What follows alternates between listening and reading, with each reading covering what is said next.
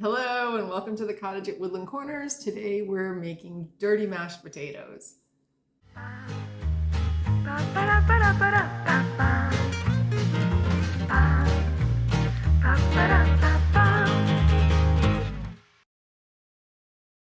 don't have too much to add about dirty mashed potatoes. Basically, the idea came from, as far as I know, when I was introduced to it, was that you kept the skins in the mix, right? So you chop up your potatoes and then you do your mashed potatoes like normal, but you keep the skins in there for folks who like potato skins.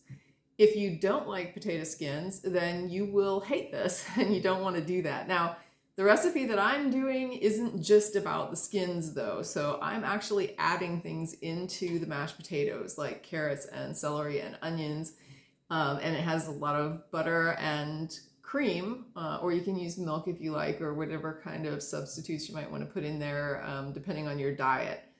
But for me, it's just this big mash of stuff, and the potatoes come out really good, and I get a lot of requests for how do you make these. It's also a very similar base to a potato soup recipe that I have that is, everybody loves it. It's out of this world. But for this one, it was interesting because I made these for Easter brunch, and I had done like a big ham, and I did some bulgur wheat and vegetables, and I did corn on the cob. I did all kinds of stuff, but I decided to go ahead and record for the recipe for mashed potatoes. That was the one thing that I actually recorded. I didn't do the whole dinner. I didn't do every single piece of it, just the one thing. And when I posted my pictures of my Easter dinner, which I will probably post some along with this video so that you'll get to see them. You're probably looking at them right now as I'm speaking. The one question I got for the spread that I put out was, what is in those mashed potatoes? And that was so funny to me because I literally wrote back and said, you get to watch the whole recipe on the next episode, because that was what I had recorded, was the recipe for the mashed potatoes. So it's not a hard recipe to make. It just takes some boiling and mashing, and then I like to re-cook them. And I think that's one of the things I love about this particular recipe, is that you can make it ahead of time and then bake it. So I make the mashed potatoes just sort of stovetop. And if you want to just end there and just serve them stovetop cooked, you can. But you also can top it with cheese and then bake it later, so that if you want to make it the night before and then pop it into the oven and then actually, bake it after it's been, boiled and mashed, then you can do that. So it's cool because it can be pre-made in addition to making it on the fly if you want to, because the baking part is optional. It's not a requirement. And I think with that, let's get cooking.